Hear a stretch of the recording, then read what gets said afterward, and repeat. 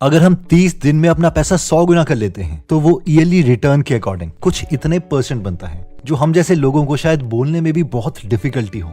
बहुत से लोग बोलेंगे कि 100 गुना पैसा पूरी जिंदगी में नहीं बनता, 30 दिन में तो ये इम्पॉसिबल है। ओके, तो एक इंसान इसे एक्चुअल में कर चुके हैं और इनका नाम है बिल एकमैन, जो कि बहुत ही फेमस हेज फंड मैनेजर है। इन्हें कोरोना के टाइम में पता था कि जैसे चाइना में लॉकडाउन लगा है वैसे ही अमेरिका में भी लॉकडाउन लगेगा, जिसकी वजह से इकोनॉमी हिट होगी और मार्केट डाउन होगी, और इसीलिए इन्होंने क्रेडिट डिफॉल्ट स्वैप्स खरीद लिए। इस कॉन्सेप्ट को हम कुछ इस तरीके से समझ सकते हैं कि अगर हम हर साल कार की इंश्योरेंस लेते हैं 8,000 रुपए पे करके, तो अगर उस साल कार में भारी नुकसान होता है लेट से 60,000 रुपए का, तो वो पैसे इंश्योरेंस कंपनी देगी, यानी इनडायरेक्टली हमें फायदा हो जाएगा। और अगर कार को कुछ नहीं होता तो वो इंश्योरेंस के 8,000 रुपए इंश्योरेंस कंपनी को जाएंगे। तो मिस्टर एकमैन ने भी कुछ इस तरीके की इंश्योरेंस ली थी कि अगर मार्केट डाउन हुई तो इन्हें इनके इंश्योरेंस के पैसे मिल जाएंगे, और अगर नहीं हुई तो इनके पैसे डूब जाएंगे। और इनकी प्रेडिक्शन ठीक हुई और इन्होंने $27 मिलियन को $2.7 बिलियन में कन्वर्ट कर दिया, यानी उसे 100 गुना कर दिया। लेकिन बिल एकमैन यहाँ भी नहीं रुके। जब मार्केट अपने सबसे बॉटम में थी तो उन्होंने इन पैसों को यूज करके अपनी फेवरेट कंपनी के शेयर्स खरीदे, जैसे कि स्टारबक्स एक्सेट्रा, क्योंकि इन्होंने कहा कि इस वक्त मेरी फेवरेट कंपनी के शेयर्स मुझे सबसे सस्ते प्राइस में मिल रहे हैं। और इस स्ट्रैटेजी से इन्होंने अपने इन्वेस्टर्स के लिए बहुत ही ज्यादा प्रॉफिट कमा के दिया। अब जैसे हमने कुछ लास्ट वीक में आपको फेसबुक, गूगल और टेस्ला की फ्री शेयर्स पाने का तरीका बताया था, इस वीडियो में हम आपको बताएंगे कि आपको कैसे फ्री एप्पल के शेयर्स मिल सकते हैं, जिसके बारे में हम आगे बात करेंगे। वैसे कई लोगों ने बिल को बहुत क्रिटिसाइज भी किया, क्योंकि लॉकडाउन से पहले CNBC में आके इन्होंने एक इंटरव्यू दिया जिसमें उन्होंने कहा दुनिया अभी हेल में जाने वाली है और ट्रंप को पूरे देश में ताला लगा देना चाहिए, क्योंकि अगर लॉकडाउन नहीं होता तो इन्हें फायदा भी नहीं होता। There's a tsunami coming, right? The tsunami is coming and you feel it in the air.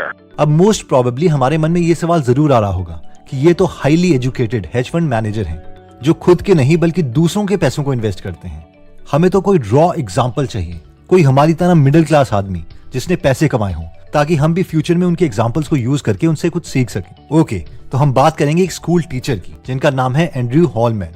इन्होंने एक बहुत ही फेमस बुक भी लिखी है जिसका नाम है millionaire teacher, the 9 rules of wealth you should have learned in school. और साथ में मैं जोनाथन क्लीमेंट्स की book from here to financial happiness, enrich your life in just 77 days book को भी समराइज करूंगा। तो let's start my dear sisters and brothers. Andrew कहते हैं कि मेरे पास कॉलेज जाने के लिए पैसे नहीं थे, इसलिए मैं हमेशा गर्मियों की छुट्टियों में एक बस गैराज में नौकरी करता था, ताकि उसकी सैलरी से बाद में अपने कॉलेज की फीस दे सकूं। वहां पर सब मुझसे बहुत ही बड़े एज के थे, वो 30s में थे और मैं 19 साल का था। तो एक दिन वहां पर एक एम्प्लॉय एंड्रयू के पास आया और उसने कहा, सुनो, अगर तुम्हें कभी भी पैसे से रिलेटेड कोई भी सवाल पूछना हो तो यहाँ पर एक मैकेनिक है, वो बहुत अच्छा है पैसे से रिलेटेड, उससे तुम कुछ भी पूछ सकते हो। एंड्रयू ने कहा, मैकेनिक? एक मैकेनिक मुझे बताएगा? इस पर वो आदमी हंसा और उसने बोला, ये इंसान एक मैकेनिक की सैलरी से मिलियनेयर बन चुका है। तो एंड्रयू उस मैकेनिक के पास चले गए और उनसे पैसे मैनेज करने के बारे में पूछने लगे। इस पर उस मैकेनिक ने एंड्रयू को कहा कि तुम अभी 19 साल के हो और एक स्कूल टीचर बनना चाहते हो। मैं जानता हूं कि स्कूल टीचर ज्यादा पैसे नहीं कमाते, इसलिए पैसों से काम करवाना तुम्हें सीखना पड़ेगा। और इसके बाद उस मैकेनिक ने एंड्रयू को कंपाउंडिंग की ताकत बताई कि कैसे अगर वो छोटी उम्र में इन्वेस्टिंग करना स्टार्ट कर देते हैं तो वो बहुत जल्दी अमीर बन सकते हैं। एंड्रयू कहते हैं कि कंपाउंडिंग मैं जानता था, लेकिन जब ये मैकेनिक अपनी इन्वेस्टमेंट शीट मुझे उठा के दिखा रहा था तब मैं एक्चुअल में समझा कि स्कूल में सीखे कंपाउंडिंग के कॉन्सेप्ट्स को हम रियल लाइफ में कैसे अप्लाई कर सकते हैं। उस मैकेनिक ने कहा कि इसी मंथ से हर महीने 4,000 रुपए इन्वेस्ट करना स्टार्ट कर दो। इस पर एंड्रयू ने कहा, मैं अभी 19 साल का हूं, मैं कहां से 4,000 रुपए लेके आऊंगा। तो इस पर उस मैकेनिक ने कहा कि अगर मैं तुम्हें रोज एक कॉफी पीने को बोलूं तो क्या तुम इतने पैसे जुटा सकते हो कि एक कॉफी पी लो? एंड्रयू ने कहा, हाँ। इस पर वो मैकेनिक बोला, तो फिर तू हर महीने इन्वेस्ट भी कर सकता है। लॉन्ग स्टोरी शॉर्ट, एंड्रयू बोलते हैं कि मैं बहुत फॉर्चुनेट हूं कि मैंने उस मैकेनिक के कहने पर 19 साल की एज में इन्वेस्टिंग करना स्टार्ट कर दिया था, और इसीलिए एक स्कूल टीचर की सैलरी में भी अर्ली एज में मैं मिलियनेयर बन गया। तो जो लेसन्स उन्होंने अपनी लाइफ में इंप्लीमेंट किए थे उनमें से कुछ लेसन्स हम भी सीख लेते हैं। तो जो लेसन्स उन्होंने अपनी लाइफ में इंप्लीमेंट किए थे उनमें लेसन नंबर 1 आता है कि in long run share price will follow it's earnings. ये कॉन्सेप्ट कहता है कि लंबे समय में कंपनी के शेयर का प्राइस उसकी अर्निंग्स की तरह ही मूव करेगा, यानी अगर कंपनी अच्छा परफॉर्म कर रही है, यानी उसकी अर्निंग्स ग्रो कर रही है, तो उसका शेयर प्राइस भी ऑलमोस्ट उसी पैटर्न में ग्रो करेगा। और अगर कंपनी की अर्निंग्स कम हो रही है तो उसका शेयर प्राइस भी लंबे समय में कम ही होगा। इसलिए जिस भी कंपनी में हम पैसे इन्वेस्ट करते हैं हमें खुद से ये सवाल पूछना है कि आने वाले सालों में ये अर्न कैसे कर सकती है। अगर हमें लगता है कि लंबे समय में स्टारबक्स या टेस्ला या कोई और कंपनी ज्यादा पैसे कमाएगी तो उसके शेयर का प्राइस भी ज्यादा ही होगा। इन कॉन्सेप्ट से रिलेटेड पीटर लिंच ने अपनी book one up on the wall street पर एक पूरा चैप्टर लिखा है जिसका नाम है अर्निंग्स अर्निंग्स अर्निंग्स। ये एक चार्ट है जो हमें बताता है कि किस तरीके से अर्निंग्स और कंपनी का प्राइस सेम ही ट्रेजेक्टरी फॉलो करता है। अब आप बोलेंगे कि ये तो यूएस का चार्ट है, इंडिया का चार्ट दिखाओ।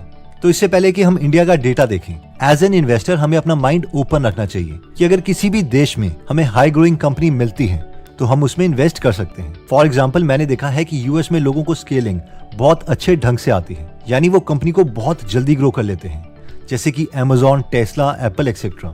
अच्छा, आप ये बताइए कि आप ये वीडियो किस एप्लीकेशन पर देख रहे हैं? YouTube, right? और मोस्ट प्रोबेबली आपके फोन में या तो iOS है या एंड्रॉइड।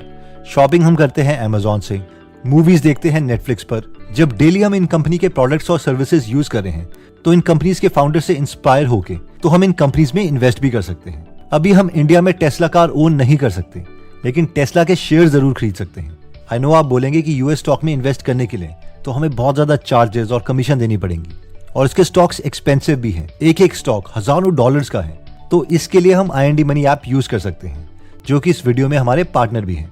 देखिए, अगर हम IND मनी ऐप यूज करते हैं यूएस स्टॉक में इन्वेस्ट करने के लिए, तो क्या आपको पता है कि IND मनी से हम यूएस स्टॉक के फ्रैक्शन शेयर भी बाय कर सकते हैं, मतलब एक स्टॉक का एक छोटा सा टुकड़ा।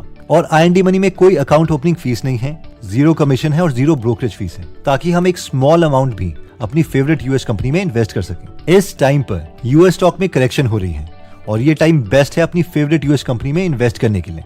और IND मनी अभी हम सबको एप्पल के शेयर्स बिल्कुल फ्री दे रहा है। तो फ्री एप्पल शेयर्स के लिए हम डिस्क्रिप्शन में दिए गए लिंक पर जाके IND मनी एप्लीकेशन डाउनलोड कर सकते हैं, या फिर अगर हम प्ले स्टोर या ऐप स्टोर से IND मनी एप्लीकेशन जब डाउनलोड करेंगे तो वहां पर हम गीगल एप्पल कोड साइन अप के वक्त डाल सकते हैं और एप्पल के फ्री शेयर्स हमें रिवॉर्ड सेक्शन में दिख जाएंगे। इसके बाद लेसन नंबर 2 आता है, जो कहता है if you can not beat the market at least match the market. ये पॉइंट कहता है कि अगर हम मार्केट को बीट नहीं कर सकते तो कम से कम हम उसे मैच तो कर लें। फॉर एग्जाम्पल, ये यहाँ पर निफ्टी 50 का ग्राफ है। अगर हम 3 इन्वेस्टमेंट कंसिडर करते हैं, इन्वेस्टमेंट ए जो कि निफ्टी 50 में की गई है, इन्वेस्टमेंट बी जो बैंक में की गई है, और इन्वेस्टमेंट सी जो इंडिविजुअल शेयर्स खरीद के निफ्टी 50 को बीट करने के लिए की गई है, तो इन्वेस्टमेंट सी सबसे ज्यादा रिटर्न दे सकती है, लेकिन सिर्फ उन इन्वेस्टर्स के लिए जो काफी इंटेलिजेंट हैं।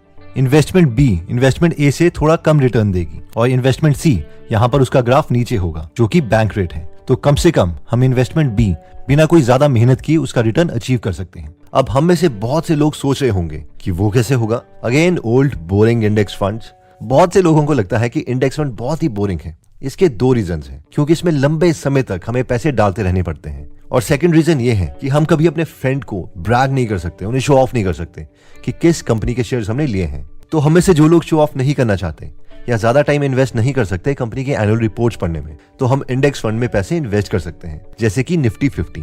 जहां तक मेरी नॉलेज है, इंडेक्स फंड में 3 ही मूव्स हैं। पहला कि हम 10 से 20 साल तक हर महीने कंटिन्यूअस पैसे डालते रहें, ताकि हम तब भी इन्वेस्ट कर रहे हो जब मार्केट ओवर प्राइस्ड हो, जैसे कि आजकल, और तब भी इन्वेस्ट कर रहे हो जब मार्केट अंडर प्राइस्ड हो, जैसे कि कोरोना के टाइम में या 2008 के क्राइसिस के टाइम में। अब इससे हमें एवरेज रिटर्न मिल जाता है, जो कि लंबे समय में बैंक से ज्यादा का रिटर्न तो होगा ही। मूव नंबर 2 ये है कि हम देखें कि जब मार्केट सस्ती हो रही है यानी अंडर प्राइस्ड है, उस वक्त पर हम सिप का अमाउंट थोड़ा इंक्रीज कर दें, या उस वक्त पर हम इंडेक्स फंड में थोड़ा लमसम अमाउंट भी ऐड करते रहें। मार्केट सस्ती है या महंगी है, इससे रिलेटेड डिटेल्ड वीडियो हम ऊपर कार्ड में देख सकते हैं। मूव नंबर 3 ये है कि हम FD में पैसे जोड़ते रहें, और जब मार्केट अंडर प्राइस्ड हो यानी डेटा बहुत क्लियर हो तो मार्केट में हम इन्वेस्ट कर सकते हैं, और जब मार्केट ओवर प्राइस्ड हो तो दोबारा से पैसे निकालकर FD में डाल सकते हैं। अब हम ये नहीं बता सकते कि मार्केट ओवर प्राइस्ड या अंडर प्राइस्ड कब होगी, लेकिन जब होगी तो एटलीस्ट हम आइडेंटिफाई उसे कर लें। लेसन नंबर 3 कहता है कि spend like you want to grow rich. Andrew कहते हैं कि 2004 में मैं सिंगापुर में था और वहां पर मैं एक अमेरिकन स्टूडेंट को पढ़ाता था। उसकी माँ अपने बेटे को मेरे पास 2 करोड़ की गाड़ी में छोड़ने आती थी। उनकी हर बार कोई ना कोई वेकेशंस चली होती थी और वो बहुत ही बड़े बंगले में रहते थे। एक दिन वो एंड्रयू के पास आए और उन्होंने अपने बेटे की ट्यूशन फीस के लिए एंड्रयू को चेक काट के दिया। उस चेक पर अमाउंट लिखा था 10,000 रुपीज। उसके बाद एंड्रयू बैंक में गए अपने चेक को कैश करवाने के लिए, और वो चेक बाउंस हो गया, यानी उस अकाउंट में पैसे थे ही नहीं। अब ऑब्वियसली ये किसी के साथ भी हो सकता था, लेकिन एंड्रयू ने काफी रिसर्च करी तो उन्हें पता चला कि ये लोग सैलरी तो अच्छी लेते हैं, लेकिन जैसे ही पैसे बैंक में आ जाते हैं ये उसे खर्च कर लेते हैं। एंड्रयू ने रियलाइज किया कि मैक्सिमम लोग जो सड़कों पर महंगी गाड़ियां लेके घूमते हैं ये लोग अमीर नहीं होते, बल्कि हाई पेइंग सैलरी वाले लोग होते हैं। और अगर हम अभी इनके एसेट्स में से इनकी लायबिलिटीज को माइनस कर दें तो ये नंबर शायद नेगेटिव भी आ जाए।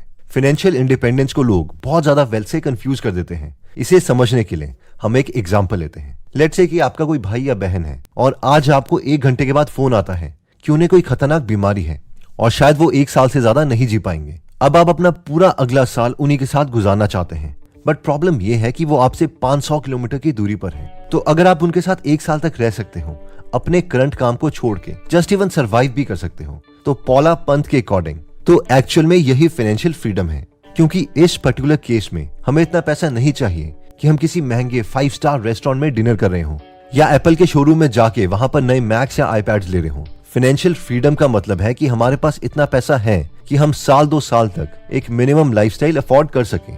तो एंड्रयू के अकॉर्डिंग पहले फाइनेंशियल फ्रीडम पाने के लिए हमें जितना हो सके पैसे सेव करके उन्हें इन्वेस्ट करने की कोशिश करनी चाहिए। एंड्रयू जब खुद सेविंग मोड में थे तो वो बहुत सेविंग करते थे। एक बार तो ठंड की रात थी और उनके डैड उनसे मिलने आए और उन्होंने हीटर जलाने के लिए मना कर दिया। अब ये वैसे मेरे अकॉर्डिंग बहुत ही ज्यादा हो गया, but anyways everyone has their own stories. Lesson number 4 कहता है कि stay away from Ponzi schemes. Andrew बोलते हैं कि जब हम खुद इन्वेस्टमेंट करते हैं तो एक रिस्क हमेशा रहता है, और वो रिस्क ये है कि हमें बहुत से लोग बेवकूफ बनाने में बैठे होते हैं। एक बार एंड्रयू के साथ भी कुछ ऐसा ही हुआ। उनका एक फ्रेंड एक कंपनी में इन्वेस्ट कर रहा था जिसका नाम था इंस्टा कैश लोन्स। इस कंपनी का दावा था कि वो हर साल 54% का इंटरेस्ट देंगे। एंड्रयू बोलते हैं कि अगर कोई बॉन्ड 6% के बजाय 8.5% भी दे देता था तो भी मुझे शक होने लगता था, और ये तो 54% का दावा कर रहे थे। एक्चुअली एंड्रयू के दोस्त ने 1 लाख रुपए उसमें इन्वेस्ट किए थे और पहले साल उन्हें 54% का रिटर्न भी आया, यानी उन्हें 54,000 रुपीज भी मिले। उन्हें पता था कि अगर अभी कंपनी भाग जाती है तो उनके दोस्त को 1 लाख माइनस 54,000 यानी 46,000 रुपीज का नुकसान हो जाएगा। पर हद तब हो गई जब 3 या 4 साल तक उसके फ्रेंड को 54% ही मिलता रहा। एंड्रयू ने सोचा कि इस हिसाब से तो उसका दोस्त बहुत ही जल्दी फाइनेंशियली फ्री हो जाएगा। एंड्रयू उस कंपनी के ओनर के पास चले गए उनका प्लान सुनने के लिए। उस कंपनी के ओनर ने उन्हें बताया कि देखो, एक्चुअली जिन लोगों को लोन चाहिए होता है और जिनके पास पैसे नहीं होते तो मैं उन्हें ये लोन दे देता हूँ। अगर उनके पास कोई कार है, कार अपने नाम पर करवा लेता हूँ, लेकिन वो कार लेके जा सकते हैं। जब वो लोन वापस कर देते हैं एक अच्छे खासे इंटरेस्ट के साथ, तो वो कार के कागज ले जा सकते हैं। अगर वो कार लेके भागने की कोशिश करेंगे तो भी उनकी टीम उन्हें ढूंढ लेती है। एंड्रयू फिर भी 1-2 साल तक रुके रहे। जब उनके बाकी दोस्तों ने भी इंस्टा कैश कंपनी में इन्वेस्ट करना स्टार्ट कर दिया तो उनसे भी रुका नहीं गया और फाइनली उन्होंने भी इसमें इन्वेस्ट कर दिया। और कुछ ही महीनों के बाद इंस्टा कैश सारे पैसे लेके भाग गई। इन शॉर्ट एंड्रयू के पैसे डूब गए। तो लर्निंग्स ये है कि बी वेरी वेरी केयरफुल। दोस्तों, इस वीडियो में हमने टोटल 4 इंपॉर्टेंट लेसन्स देखे थे। लेसन नंबर 1 था कि लंबे समय में एक कंपनी का शेयर प्राइस उसकी अर्निंग्स को ही रिफ्लेक्ट करता है। लेसन नंबर 2 था कि if you can not beat the market at least match the market, यानी मार्केट जितना रिटर्न तो ले ही लो, और इसके लिए हम इंडेक्स फंड में इन्वेस्ट कर सकते हैं। लेसन नंबर 3 था कि spend like you want to get rich, यानी ज्यादातर लोग जो रोड में महंगी गाड़ी चला रहे हैं वो हाई सैलरी वाले लोग हैं, और अगर हम इनकी लायबिलिटीज, इनके एसेट से हम माइनस कर दे तो हो सकता है कि ये नेगेटिव नंबर भी आ जाए। इसीलिए हमें असली अमीर की तरह एक्ट करना चाहिए जो अपने पैसे बहुत ही सोच समझ कर खर्चते हैं। फाइनली लेसन नंबर 4 है कि स्टे अवे फ्रॉम ठग्स। इसमें हमने एंड्रयू की कहानी देखी थी कि सब कुछ पता होने के बावजूद उन्होंने कुछ सालों के बाद एक फ्रॉड कंपनी में इन्वेस्ट कर ही दिया। दोस्तों, हम IND मनी एप्लीकेशन डिस्क्रिप्शन में दिए गए लिंक से जाके डाउनलोड कर सकते हैं और एप्पल के फ्री शेयर्स क्लेम कर सकते हैं। Remember the code Google Apple. दोस्तों, अगर आप इन्वेस्टमेंट से रिलेटेड और अमेजिंग बुक समरीज सुनना चाहते हैं, जैसे कि psychology of money, rich dad poor dad etcetera, तो आप गीगल एप्लीकेशन डाउनलोड कर सकते हैं, जहां पर हिंदी में फ्री में 180 से ज्यादा बुक समरीज अवेलेबल हैं, जिन्हें आप पढ़ भी सकते हैं और सुन भी सकते हैं। ये एप्लीकेशन दोनों iOS और एंड्रॉइड में अवेलेबल है। अगर आप नॉलेज में इंटरेस्टेड हैं तो इसका लिंक हम डिस्क्रिप्शन और फर्स्ट कमेंट में दे देंगे। एनीवेज दोस्तों, अगर आप ऐसी नॉलेजेबल वीडियोस मिस नहीं करना चाहते तो सब्सक्राइब करने के बाद बेल का बटन दबाना मत भूलिएगा। आप कमेंट करके ये भी बता सकते हैं कि आप नेक्स्ट वीडियो किस टॉपिक पर चाहते हैं। जल्द ही हम आपसे दोबारा मिलेंगे। जय हिंद।